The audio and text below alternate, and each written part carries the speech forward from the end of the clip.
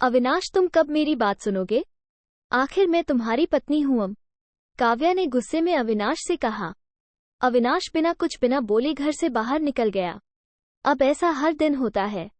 काव्या अपनी सास सुलोचना जी की बहुत इज्जत करती थी, लेकिन सुलोचना जी हमेशा उसे नीचा दिखाने की कोशिश में लगी रहती थी। आज भी वही काव्या ने सुबह जल्दी उठकर नाश्ता बनाया। अविनाश को सूजी का हलवा बहुत पसंद था, इसलिए उसने नाश्ते के साथ हलवा भी बनाकर सभी को परोस दिया। उसके ससुर रमेश जी ने सुलोचना जी को टोकते हुए कहा, ये क्या फिजूल खर्ची है, सुबह सुबह देसी घी का हलवा?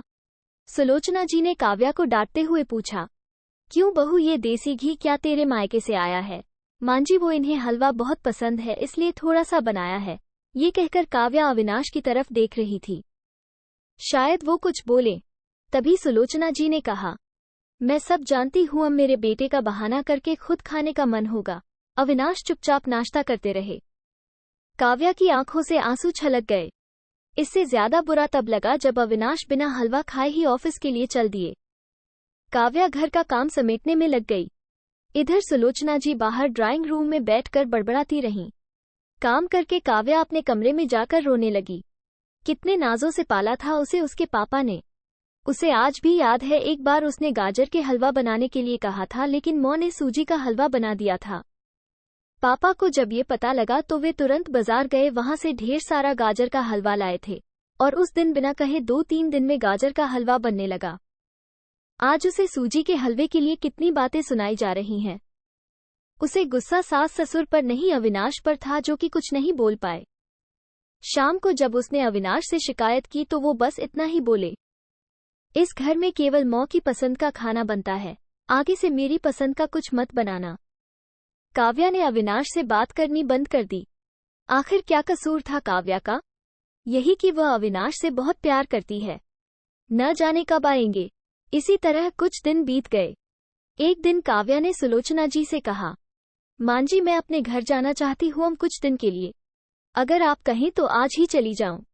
कई दिन पहले मां का फोन आया था, कह रही थीं, पापा की तबीयत ठीक नहीं है। सुलोचना जी वहां जब भी जाती है 1 सप्ताह से वापस नहीं आती। घर का काम कौन करेगा?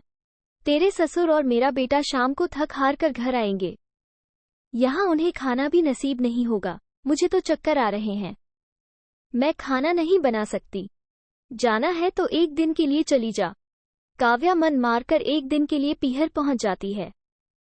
वहां पहुंचकर उसे और भी आश्चर्य होता है, भाभी मम्मी पापा कहाँ गए? काव्या ने घबरा कर पूछा। उन दोनों का घर में मन कहाँ लगता है, तीरथ पर गए हैं। न जाने कब आएंगे। वैसे तुम कितने दिनों के लिए आई हो? क्योंकि मुझे भी अपने पीहर जाना है। संगीता भाभी का यह व्यवहार देखकर काव्या चौंक गई। क्या ये वही भाभी हैं जो उनसे बहुत स्नेह जताती थी? काव्या सोफे पर बैठी सोच रही थी। अच्छा, वो जो भैया ने मकान के पेपर साइन करा लिए थे। मैंने अपना हिस्सा छोड़ दिया था। शायद उसी साइन के लिए मेरे से प्यार जताया जा रहा था। काव्या उठकर खड़ी हो गई। भाभी, मुझे कुछ काम याद आ गया, मैं फिर आऊंगी, कहकर वह तेजी से घर से बाहर निकल गई। पीछे से गेट बंद होने की आवाज से वो समझ गई कि उसके जाने से भाभी को कोई खास फर्क नहीं पड़ा। भारी कदमों से चलते हुए वो मंदिर पहुंच गई, क्योंकि शाम से पहले यदि ससुराल जाती तो सुलोचना जी उससे कई सवाल करती। मंदिर में जाकर उसने भगवान के दर्शन किए। बस न कुछ मांगा न कुछ बोला। भगवान के चरणों में शीश नवाकर वो बाहर आकर बैठ गई। तभी सामने के पेड़ के नीचे उसे अपने माता पिता बैठे दिखाई दिए। काव्या भागकर उनके पास पहुंची। काव्या को देखकर उसकी मां रोने लगी। बेटी, तू यहाँ कैसे? पापा ने पूछा। वो छोड़िए, ये बताइए आप यहाँ कैसे? आप तो तीर्थ यात्रा पर गए थे। काव्या के सब्र का बांध टूट गया। उसकी आंखों से आंसू बह रहे थे। बेटी, तेरी भाभी ने तुझसे झूठ बोला है। बिजनेस में पैसा लगाने के लिए तेरे भैया ने मकान अपने नाम करा लिया। मकान के कागज गिरवी रखकर साहूकार से कर्ज ले लिया। उसके बाद हम बोझ बन गए, हमें घर से निकाल दिया। पापा, अब क्या होगा? काव्या ने रोते हुए पूछा। बेटी, तू चिंता मत कर, हम कहीं वृद्धा आश्रम में चले जाएंगे। तू अपनी ससुराल जा, वहां किसी को ये बात मत बताना। अपने माँ बाप को इस हाल में देखकर वो उन्हें अपने साथ ले जाना चाहती थी, लेकिन जहां उसकी कद्र नहीं है वहां माँ बाप की क्या इज्जत होती। भारी मन से काव्या ससुराल की ओर चल दी। आज उसे अपने लड़की होने पर अफसोस हो रहा है।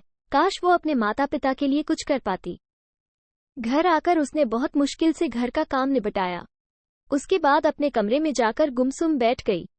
उसकी आंखों से आंसू बह रहे थे। अविनाश अपने ऑफिस के काम में लगे हुए थे। जब वे सोने आए तो काव्या से पूछ बैठे, क्या बात है, आज फिर मौ की कोई बात बुरी लग गई जो आंसू बह रही हूं? काव्या अपने को रोक नहीं पाई और उसने रो रो कर सारी बात अविनाश को बता दी। क्या मौ पिताजी को यहाँ ले आयन? वे इस उम्र में कहाँ जाएंगे? अविनाश ने कोई जवाब नहीं दिया और करवट लेकर सो गए। इस बात से काव्या को बहुत गुस्सा आया। आज से मैं भी इनके मौ बाप की सेवा नहीं करूंगी। देखती हूँ कौन इनकी सेवा करेगा। रोते रोते काव्या सो गई। 2-3 दिन बीत जाने पर उसकी चिंता बढ़ती जा रही थी। एक दिन वो सब्जी लेने के बहाने उसी मंदिर में पहुंची, लेकिन उसके माता पिता वहां नहीं थे। पंडित जी, यहाँ मेरे माता पिता उस पेड़ के नीचे बैठे थे, कई दिन से उनका कुछ पता है। तुम्हारा नाम काव्या है क्या? पंडित जी के मुंह से अपना सुनकर काव्या ने पूछा। जी हाँ, लेकिन आपको कैसे पता? तुम्हारे माता पिता ने ये पता दिया था और कहा था वे अब यहाँ रहते हैं। काव्या ने पता देखा, वो यहाँ से कुछ दूर का था। काव्या ने मंदिर के बाहर निकलकर ऑटो रिक्शा किया और उस पते पर पहुंच गई। दरवाजा खटखटाया तो एक लड़की निकल कर आई। यहाँ का पता मुझे पंडित जी ने दिया है, काव्या बोली। आप काव्या दीदी हो, अंदर आ जाओ। काव्या को कुछ समझ नहीं आया। वो अंदर गई तो देखा उसके माता पिता सोफे पर बैठे थे। काव्या उन्हें देखकर रोने लगी। बेटी, अब क्यों रो रही है? तेरे कारण हमें यह मकान मिल गया। काव्या आश्चर्य से उनका चेहरा देखने लगी। लेकिन मौ, आप यहाँ कैसे और ये लड़की कौन है? तब उसकी मौ ने कहा, बेटी तुझे याद है, तेरी शादी के बाद तेरी सास ने 40 लाख की डिमांड की थी। दामाद जी को बिजनेस खोलना था, इसलिए तेरे पिता ने उनकी डिमांड पूरी कर दी थी, जिससे कि तू सुखी रहे। जब तू हमसे मिलकर गई उसके अगले दिन दामाद जी आए। उन्होंने तेरे पापा के पैसे लौटा दिए, क्योंकि उन्होंने कोई बिजनेस शुरू नहीं किया था। तेरे पापा ने मना भी किया लेकिन वे नहीं माने। उसके बाद उन्होंने प्रॉपर्टी डीलर से मिलकर 2 दिन में यह मकान खरीद दिया। 7-5 लाख रुपए बच गए। इससे उन्होंने ये लड़की नौकरी पर रखवा दी जो हमारी केयर करेगी। लेकिन मौ, उन्होंने मुझे तो कुछ नहीं बताया। काव्या की आंखों से आंसू बह रहे थे। वो रोते हुए वहां से अपने घर आ गई। घर आकर वो सोच रही थी, अविनाश ने कभी उसके लिए आवाज नहीं उठाई, लेकिन मेरे माता पिता के लिए इतना करने कर दिया जो कि कोई सगा बेटा भी नहीं कर सकता। रात को उसने अविनाश से पूछा, आपने ऐसा क्यों किया? अगर मांझी को पता लग गया तो क्या होगा? अविनाश का जवाब सुनकर काव्या रोने लगी। अविनाश ने कहा, जैसे तुम्हारे लिए ये माता पिता है वैसे ही मेरे लिए भी तो वो माता पिता हैं। मैंने पैसे लेते समय ही सोच लिया था कि एक दिन ब्याज के साथ सारे पैसे लौटा दूंगा, लेकिन जब बिजनेस शुरू नहीं हो पाया तो मैं इन पैसों को अपने पास रखकर सही समय आने का इंतजार कर रहा था। अगर मैं तुम्हारे माता पिता को अपने घर ले आता तो उनका आत्मसम्मान हर दिन उन्हें धिक्कारता। बेटी के घर वे रहना पसंद नहीं करते, वे अपमानित न हो, इसलिए मैंने ये सब किया। अविनाश, मुझे माफ कर दो, आज तक मैं तुम्हें गलत समझती रही। तभी पीछे खड़ी सुलोचना जी बोली, बेटी वो पैसा हमने उधार लिया था, वो तुम्हारे पिता की अमानत थी। मैंने और अविनाश ने पहले ही फैसला किया था कि ब्याज के साथ तुम्हारे पैसे लौटा देंगे। चल अब सो जा, सुबह नाश्ता टाइम पर नहीं बना तो अच्छा नहीं होगा। उनकी बात सुनकर काव्या, अविनाश और सुलोचना जी जोर से हंसने लगे।